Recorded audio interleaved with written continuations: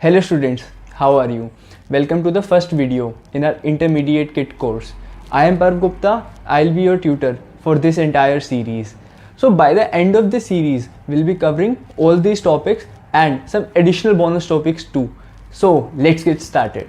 So now that you have got a very basic idea about electronics and programming, so now let's explore what we get in our kit. First you get a very brief introduction letter with useful links provided for more reference material. 20 pieces of female to female jumper wires, 20 pieces of male to male jumper wires, 20 pieces of male to female jumper wires. Jumper wires are used to connect different sensors or other peripherals to either our board or to each other. Battery holder designed to hold up to 4 AA batteries. Here the red wire is the positive and the black wire is the negative. This battery holders provides us with 4 cells in series that results into a 6 volt output. Next comes in hand is a relay module having 3.3 volts coil and 10 amperes contact terminals. Think of a relay as an electromechanical switch used to control larger loads like fans and lights just with a very small 3 volt signal.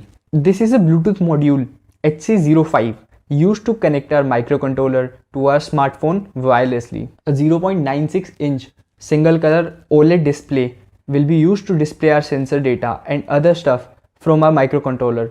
In this pouch, you get 3 sets of 5 LEDs of different colors for glowing purposes, 4 sets of 5 resistor for the current limiting of values 100 ohm, 470 ohm, 1 kilo ohm and 10 kilo ohm. 3 pieces of LDR, that's light dependent resistor. As the name implies, their resistance changes according to the light intensity. 5 pieces of 1N4007 diodes. Think of them as a one-way valve which allows the current to flow only in one direction. 2 pieces of piezoelectric buzzers. 2 pieces of 10 kilo ohm potentiometers. 3 pieces of 2-terminal momentary switches. 4 transistors, of which 2 are 2N3904 NPN BJTs.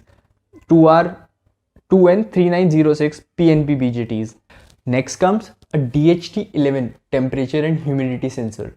Magnetic door sensor that's based on reed switch. Here these 2 wires go to the microcontroller and the magnet sticks to the door. This is an ultrasonic distance sensor very similar to sonar and uses the technique used by bats for echolocation.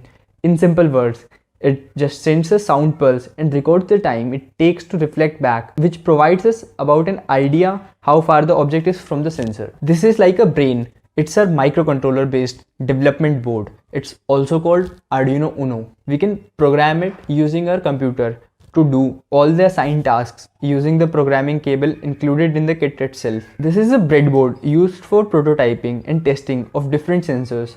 Last but not the least comes our famous Wish-Tree development board with everything you will ever need from a hobbyist project to an industrial product built right into it. This board is Wi-Fi enabled, allowing it to connect to the internet, enabling control from anywhere in the world.